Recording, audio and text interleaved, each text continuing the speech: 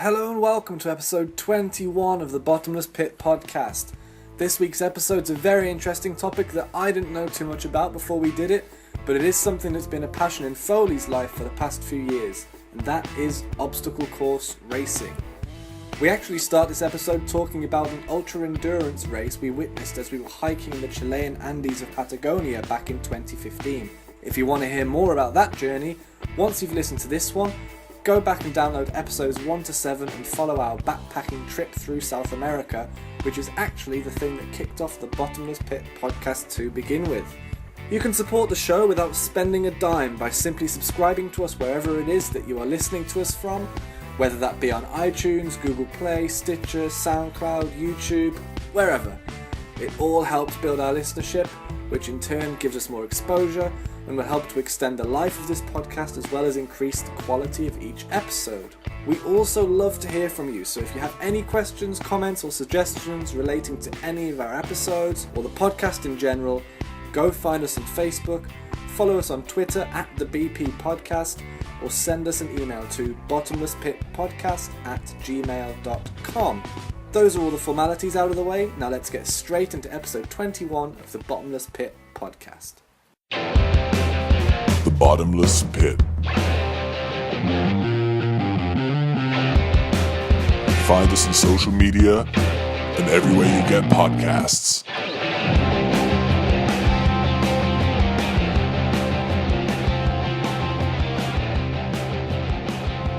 When we were doing that hike down in Torres del Paine at the south of Chile, there was a race on, wasn't there, when we were there? That's right, Yeah. there was. It was an overnight ultra marathon, wasn't it? I think. Yeah, I think it was more than overnight, but yeah, it's a couple of day long one, and it's called the Ultra Fjord. It describes itself as ultra trail running, and like the hike we did took 8 days. So you can do, there's 100k, 70k, 42k, 50k, 50k duo, which I'm assuming you do as a team, and then a 30k. And just explain the sort of terrain that this thing's on, because it's not a standard road race. Oh God, no. Where we're going, we won't need roads. Even calling it trail running is not doing it justice. Like, it's over mountains. You know, there's a big giant glacier as one of the backgrounds. Over loose stone, up hills, up big hills.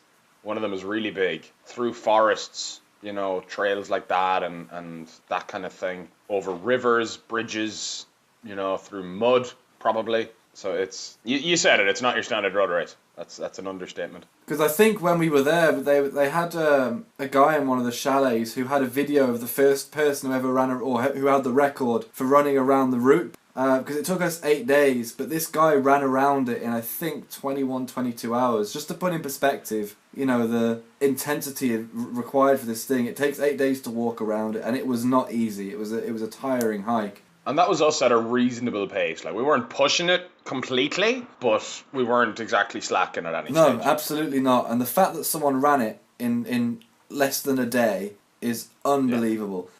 So, but you know, that's slightly different to obstacle course racing, which is what we want to talk about in this podcast. Now, I don't know much about it other than what you've told me, and the only sort of thing I'm aware of within that kind of world is mud races and things like Tough Mudder. Are they the same thing, or how does obstacle course racing or OCR differ from a mud race, for example? In theory, they're different. Mud runs will have, like, some of the obstacles in a mud run will just be mud.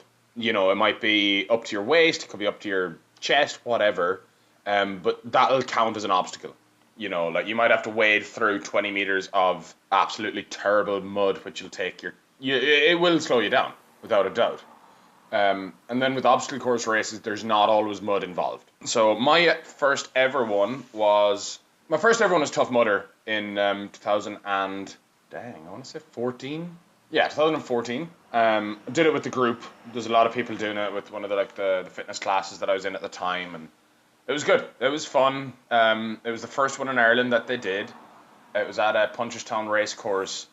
They didn't design it brilliantly, but that's understandable considering it was the first one in Ireland. They've since moved it to a different location, and apparently it's 10 times better. So like some of the kind of the running bits were just run out to the end of that field and go around the cone and come back type of thing. just to like knock up the distance, to get the distance in. But I got into them, like I became aware of them, shall I say, back in college and university in England. It's like our rugby team was the Spartans, and just flicking through the internet one day, and a Spartan race popped up. So I looked at that, and at the time they had what was called the death race, which was like you start at 4 a.m. and it could take anything between 20 and 40 hours to complete, that kind of thing. I remember one of the obstacles was you had to go up, I think it was 2.5 kilometers of an ascent, just up a trail. It wasn't too rocky or anything, but it was still up a trail, and it was all uphill. Memorize a list of like 10 American presidents in order, come back down, and then repeat the list in order to someone. And if you didn't get it right, you had to go back up and do it again. I've seen stuff like that before on TV, like on those SAS Who Dares Wins programs, where they get civilians to go and do special forces training, and that was actually basically what one of the exercises they did. They had to memorize, I think, just a string of 9 numbers, and then run back down to the officer and recite it to him. If they got it wrong, you have to go back up and get a new set of numbers.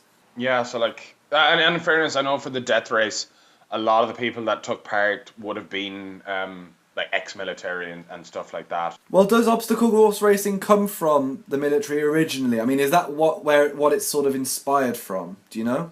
I don't, to tell you that's the short answer. I would assume so.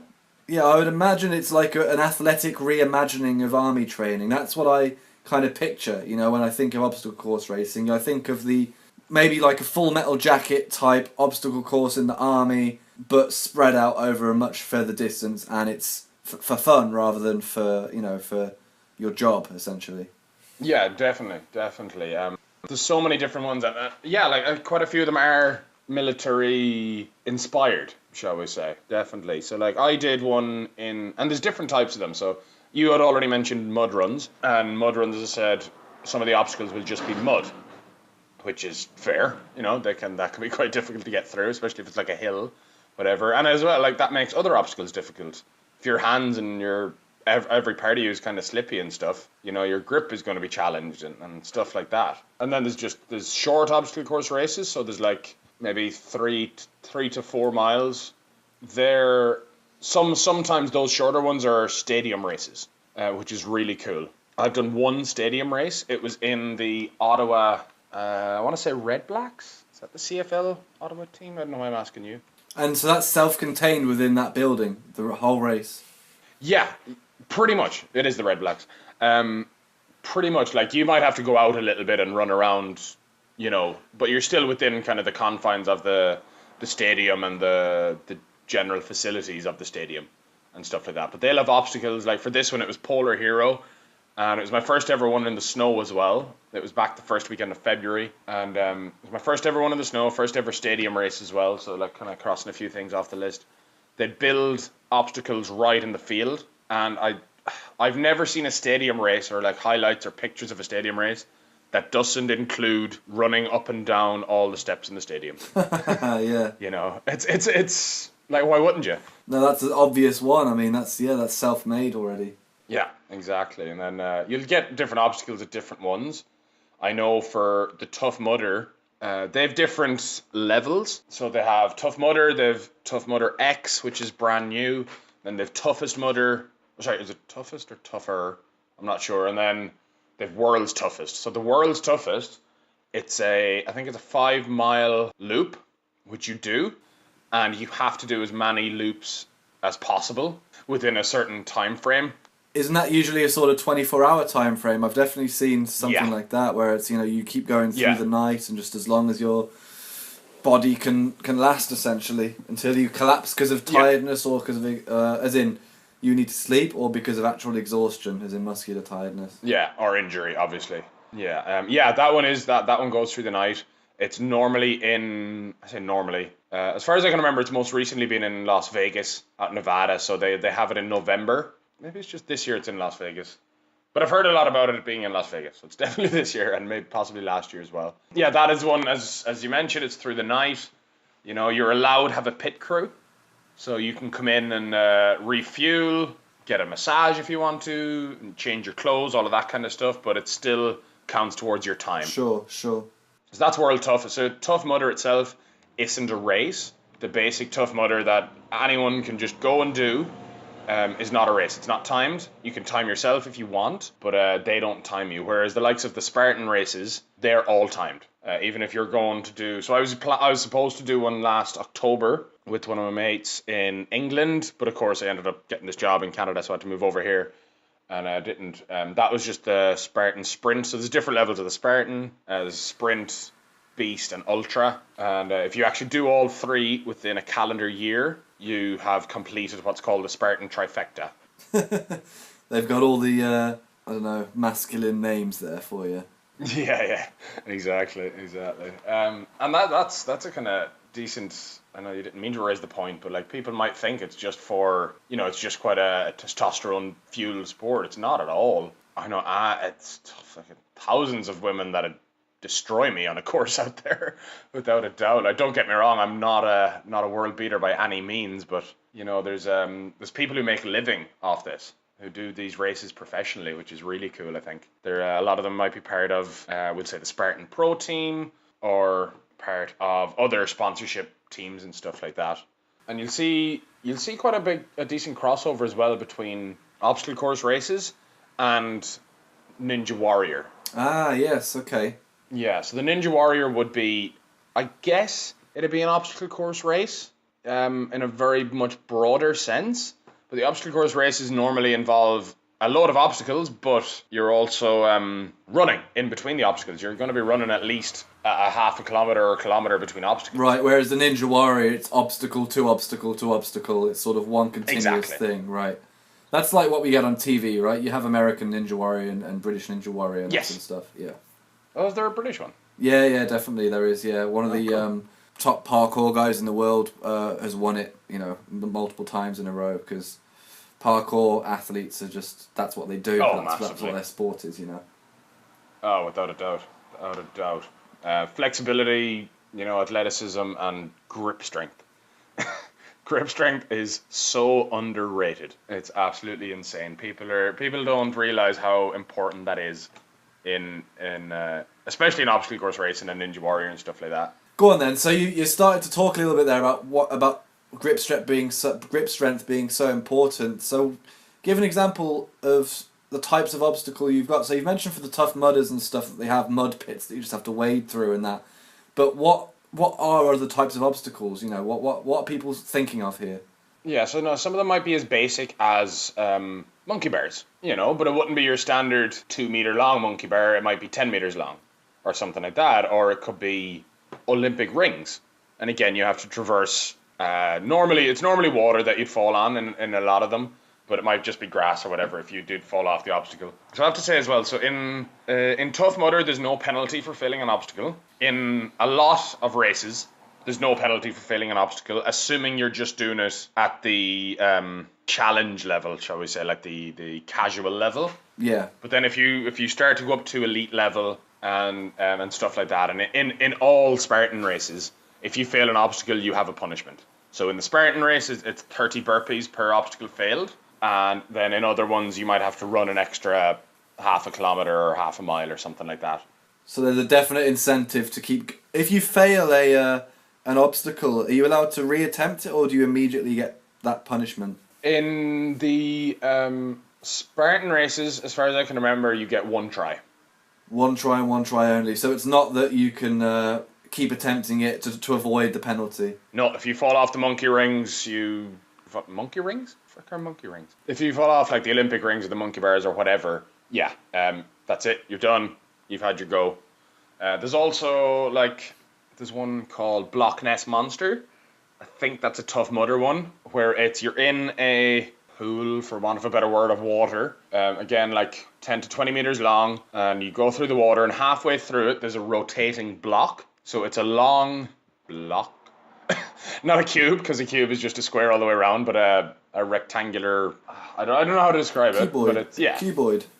Yeah, it's that, and it rotates. So you have to try and get over this in the water. And of course, you're incredibly wet, the block is slippy, and you reach up. And it's not... So each side of it is I'm doing it with my hands here, and I'm trying to figure about 3 foot long, maybe. 2.5 to 3 foot. each side of it, so you can't just, throw it. And it's above you.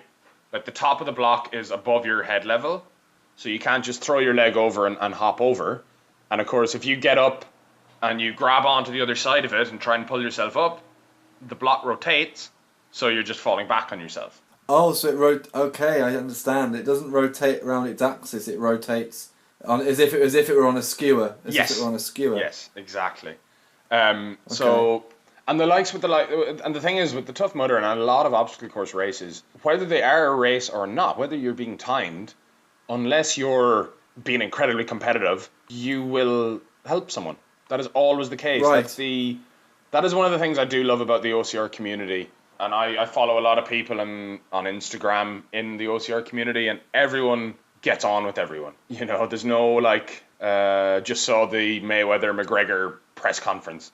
There's no squaring up to each other and taking the piss out of each other. Everyone will always help each other. And is that the case for, from the spectrum? So say if I went to my first ever one, is, the top guy at that race, they're as open to new guys. They're not sort of, it's not cliquey and they don't kind of feel that they're better than you and what are you doing here type of thing. It's a welcoming atmosphere to go into as a new guy. Big time. Without a doubt. So I did Mud Hero here recently, down at Martok Ski Resort. It was fun. I was supposed to do the 10K, but I was kind of injured, so I pussied out and did the 6K. And that would have been a mud run rather than an obstacle course race, because some of the obstacles were just mud. And yeah, there was a big after party afterwards. You got a free beer. Most events you'll get one or more of a beer, a t-shirt, a medal, that kind of stuff. And then you can buy other merch if you want to. So at this one, we got all three. Actually, we got a medal, quite a cool medal, which is also a bottle opener. Got a t-shirt, and you got a free beer after, which is quite cool. But so I did it on my own, because I don't know. So as I said, I follow a lot of people on Instagram and stuff, but I don't think I've ever done a race, recently anyways. So I should really restart that. That's a lie. I've done a race with friends, and it's so much fun. It really, really is. It's you're both falling over in mud. You might be running, but you'll push each other and you'll keep laughing and that kind of thing. Myself and one of the guys did. So Tough Mudder was his first one as well. And then we were on the way back in the car, and I think it was his girlfriend was like, "Oh, look, there's a race in Sligo, which is an hour away from Westport. Oh, there's a race in Sligo next week." So all right, let's do that. Spur of the moment kind of thing. We just decided to do it, and that was Hell and Back, which we did the following week, and that one is one of the best I've done. Why? What made it stand out from the others? The terrain was really good. It was quite foresty, relatively soft ground, not too muddy. Some of the obstacles were really fun for some of them as well. And we did it at Tough Mudder. They had it at Hell and Back. One of the first obstacles you'll meet will be a dunk tank, an ice bath. It'll just be a big container with ice water. And you might slide into it, you might have to jump into it, but you have to go in, and normally you have to go under a bar, under tires or something. And it's just a way of getting you in there, getting you involved, getting you absolutely soaked and frozen and out of your comfort zone immediately. And a lot of them do it quite early on in the races and stuff. But one of the obstacles in Hell and Back was you had to run a zigzag line through a forest, and you had to run it.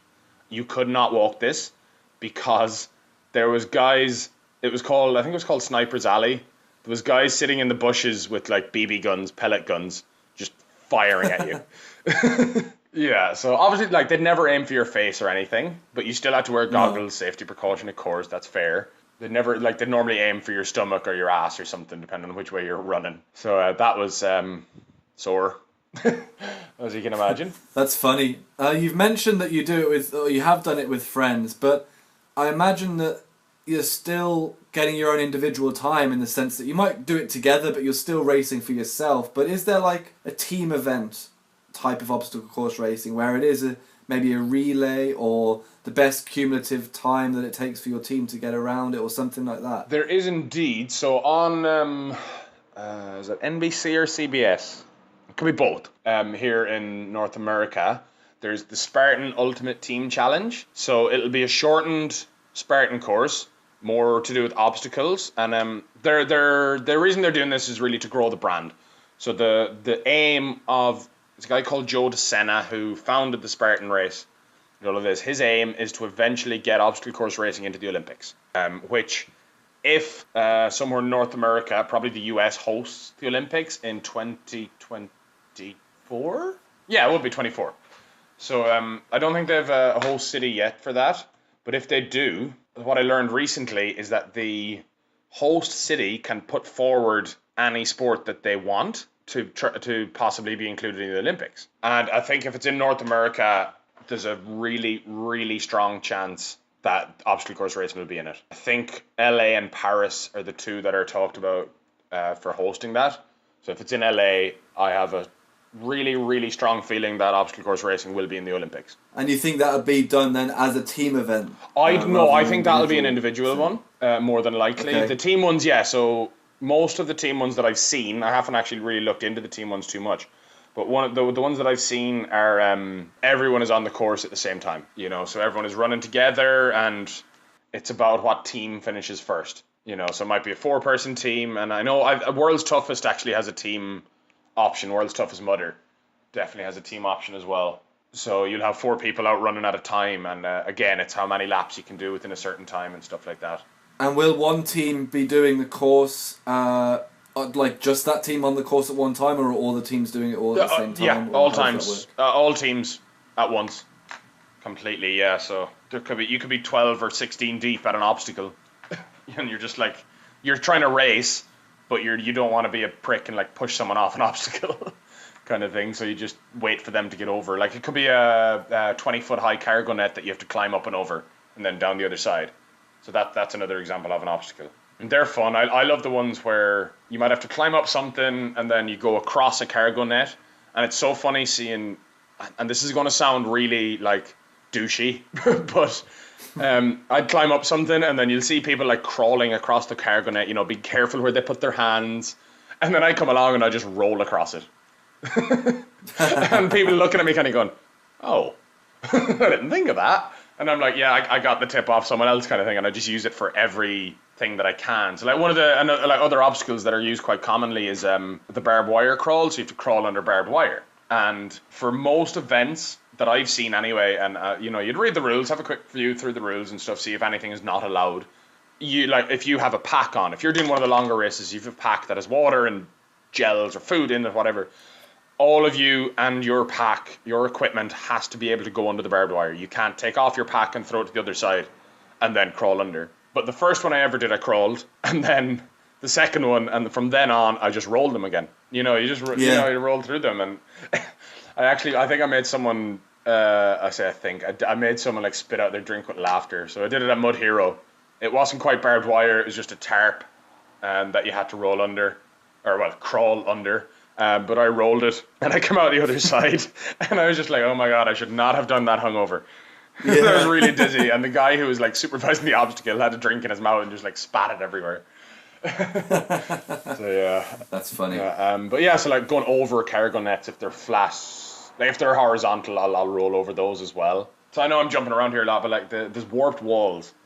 You'll see a lot of them. So you'll see them in Ninja Warrior constantly. They're normally the final obstacle for the first stage of Ninja Warrior. It's a 14-foot high warped wall. So when I say warped wall, almost like a half pipe. Yes. For skateboarding. Yeah, very similar. So in Tough Mudder especially, because it's not a race, you'll always have people up the top trying to help you. And my upper body strength has never been the best. I will be the first one to admit that. So it was my third attempt, and in Tough Mudder, you can do it as many times as you want.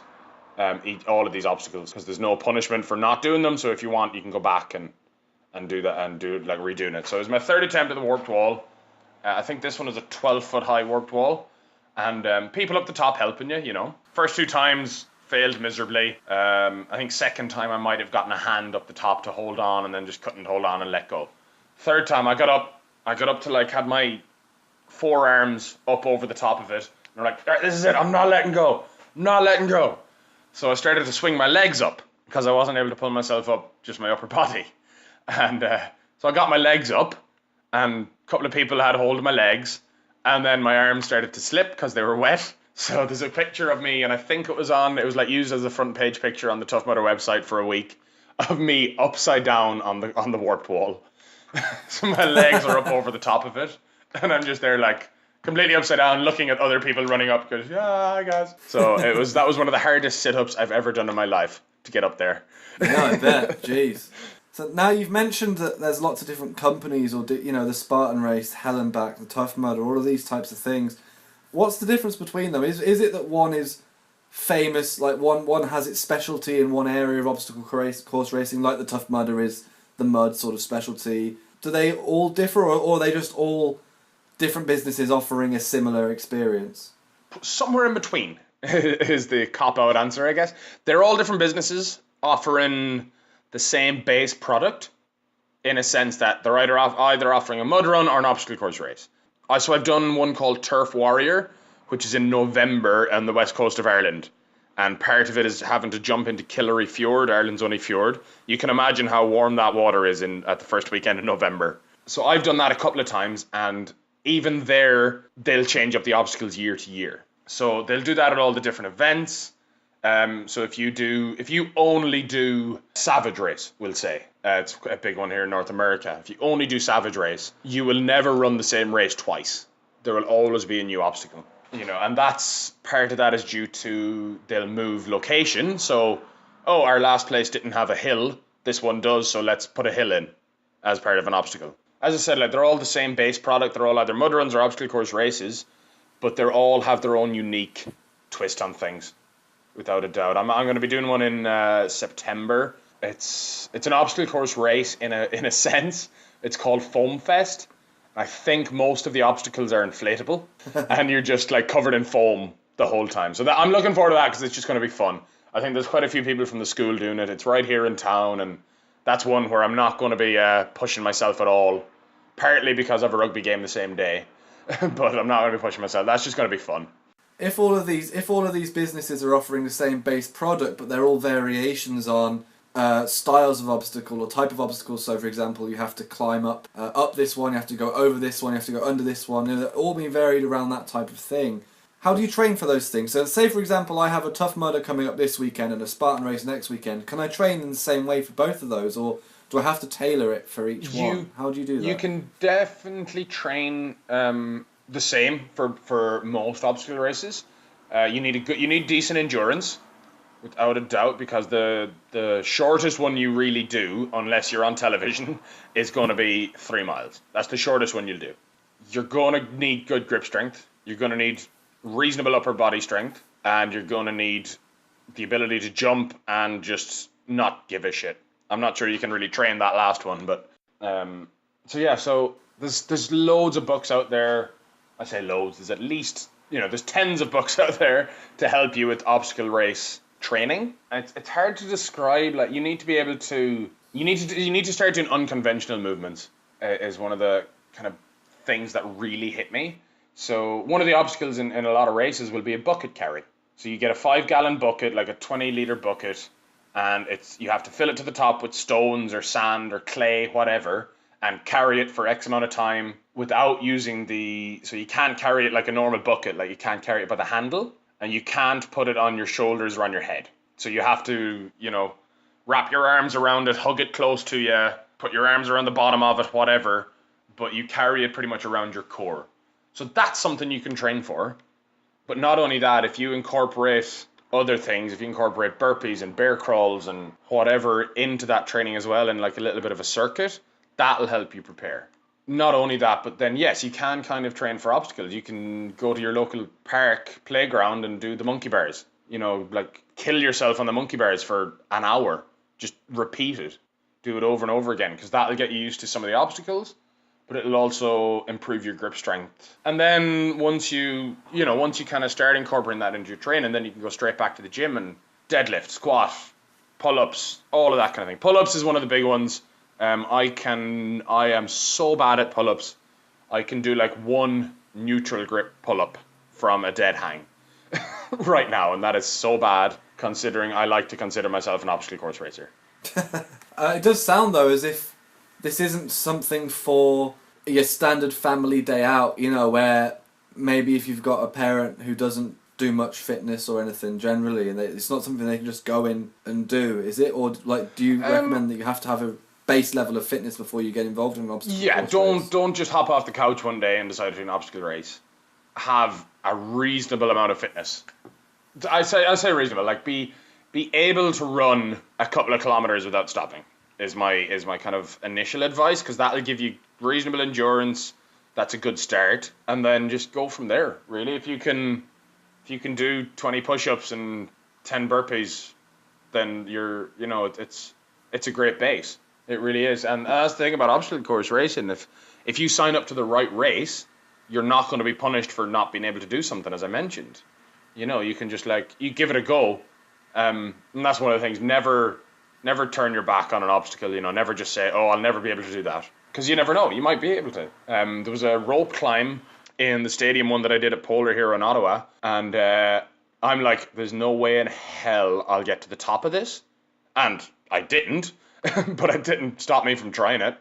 I got about a quarter of the way up, and I'm like, "Oh my god, my arms don't work anymore."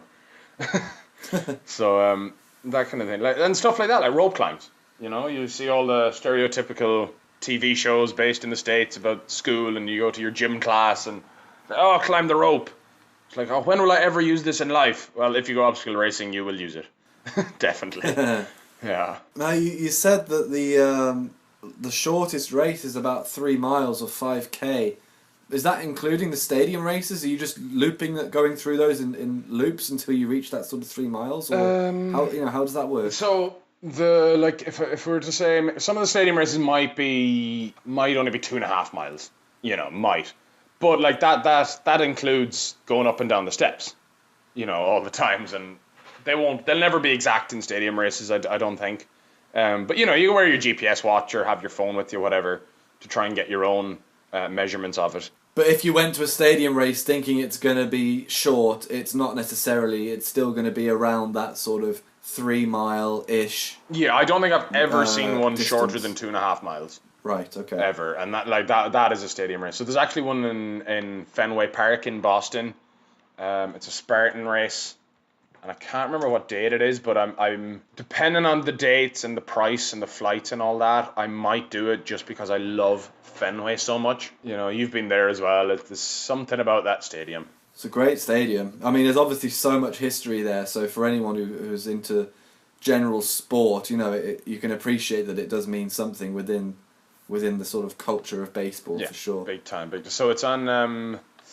It is the 4th and 5th of November, that weekend. And even here, it's the sprint. It says it itself. It's 3 to 5 miles. They don't give an exact one, especially not in the stadiums. So, in your experience, what's the sort of range of costs of these things? Because I imagine you have to pay to enter. You mentioned that you get T-shirts and medals and sometimes even a free beer afterwards. I mean, I'm assuming it's not actually free. How much does these things cost? They're never going to be super cheap. That's just one of those things you kind of have to accept. You're never going to walk in and do an obstacle race for $10. The Mud Hero, I think I paid $80 for. Now, again, that was initially for the 10K. I think the 6K would have been $60 or $70 maybe. Are you talking Canadian yes, or US? Canadian. Sorry. I'm trying to think of the cheapest one. The cheapest one I've ever done was still probably €50. I think actually it was. I think it was €50, and that was on the day. That was the hell and back one, which we only decided to do the week before. That was literally, you rock up, you pay €50 on the gate, and you go. And even there, you got a T-shirt and a medal for that one. It's all about the medals. We only you can ask anyone, we only do it for the medals and the free beer.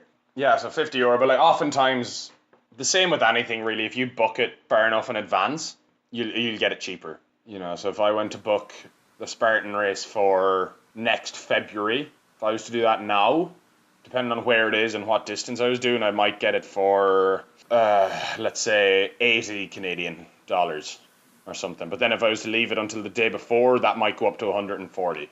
So it is a bit of a commitment as far as costs go, but as far as you're concerned, I mean, you've done loads of these, so you clearly get a lot out of it. You think it's, worth the money, I guess. Big time. 100%. I'm not one to go spending stupid amounts of money on stuff. I'd rather spend $100 and do a race like this and meet random people throughout the whole thing and test myself and as I said, get a free beer and a medal. Fantastic. By the sounds of things, you've just been talking from your own experience, so it sounds as though obstacle course races and mud races and stuff, they're only popular, or they're only available in sort of North America and then UK and Ireland. Is that true, or do you know that there are some throughout Europe, or maybe even over in Australia and all? There's definitely quite a lot throughout Europe, because there is I guess it is official, at least in their own eyes, but there's a European obstacle course racing championships kind of thing. So you can do, so that's at the highest level as well. Actually, even at the lowest level, if I was to go do a Spartan race now, I'd get points. So at the highest level, you'll have people doing a Spartan race every 3 weeks, and they can rack up points, and then you get qualified to do like a Spartan World Championships or something. All right. So they do that within Europe, and there's different races within Europe that will give you points and stuff like that as well. There's definitely quite a lot in Europe. I know the likes of Croatia and Czech Republic, those two countries especially are they pop up quite a lot on my Instagram as like racers from those countries or doing races in those countries and stuff. I've not looked into this Australia or anything, but I would assume there's a few down there. Spartan Race just had their first one in Japan about 2 months ago, which is kind of cool. You know, it's a forever growing brand. So it's a real global phenomenon, it sounds like. I mean, considering our listenership is very international as well, if anyone is interested in it, if you've sort of tickled anyone's taste buds, is it just a case of just Google search obstacle course race and then the name of your city or your country, or how would you go about it if you've got if you've got no prior knowledge or starting point for this? Where do you get going? Best thing is literally just go to Google. It's so basic. Go to Google and just be like obstacle races near me, or obstacle races near wherever you are. You know, obstacle races near Winchester, something like that, and normally they'll pop up. There's Mud Run Guide. I know that's one of them. One of the websites, Obstacle Racing Media, as I mentioned, it was one of the podcasts. They have their own website. Their Matt is reasonably decent. Matt B. Davis is the guy that does it. Good guy. We're friends on Snapchat. We randomly, every now and then, we exchange videos. And he's quite decent at updating his race event. So, like, right now I'm on the obstacle race, and there's a 5K. Yeah, the 5K Foam Fest. He's not super detailed, but he'll have a lot of them in major cities. But yeah, like Mud Run Guide is one that I'd use, because you can choose by country and stuff. There's another couple English-based ones as well that I can't remember off the top of my head. But yeah, best thing to do, just go obstacle races near wherever, and they'll pop up for you. And don't be afraid to travel for them. You know, like take like that weekend I had in Ottawa was actually one of the best weekends I've had in a long time, because it was somewhere different. It was somewhere new for me. You know, got there on the Friday, raced on the Saturday, flew back out on the Sunday, but after the race on the Saturday, like, we just spent the whole day exploring Ottawa. It was really, really fun. It's a new place, and you'll see some of these places that have races, and they're like, oh my God, where the hell is this? And then you get there, and it's actually a really nice place. Wasaga Beach in Ontario has a foam fest.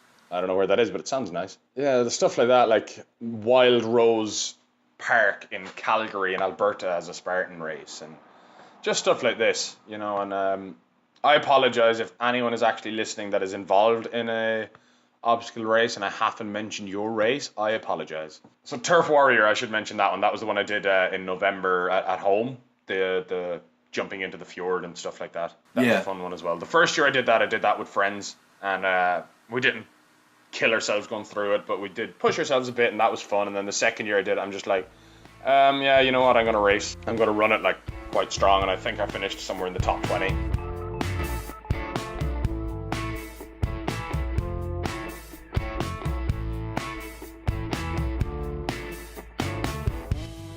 Yeah, guys, so get out there and enjoy the obstacle course races. So that was the Bottomless Pit podcast, guys. We're growing. We're getting there. We're getting bigger and bigger, and we appreciate every single bit of help that you give to us. Every share, every like, every review, every rating, every subscription, everything that you guys do, we really appreciate. Every download, every listen. You can get us on Twitter. We're at the BP Podcast. On Facebook, we're the Bottomless Pit Podcast. On SoundCloud, you can search for the Bottomless Pit Podcast and you'll find us. Also on Stitcher, if you search the Bottomless Pit Podcast, you will find us. our email address for the show if you'd like to contact us that way, if the other social medias aren't your thing. You can email us at bottomlesspitpodcast@gmail.com. Our YouTube channel is still going, so head over there, guys. It's the Bottomless Pit Podcast. Head over there, subscribe, like, share, all of that kind of stuff. Wherever you get your podcasts, or if you're listening to this on YouTube, you can find us in the iTunes library. You can find us through Stitcher. My podcast app that I use is called Podcast Addict, and it gets absolutely everything. I love that app, and it's great for podcasts. It gets everything. We're on that.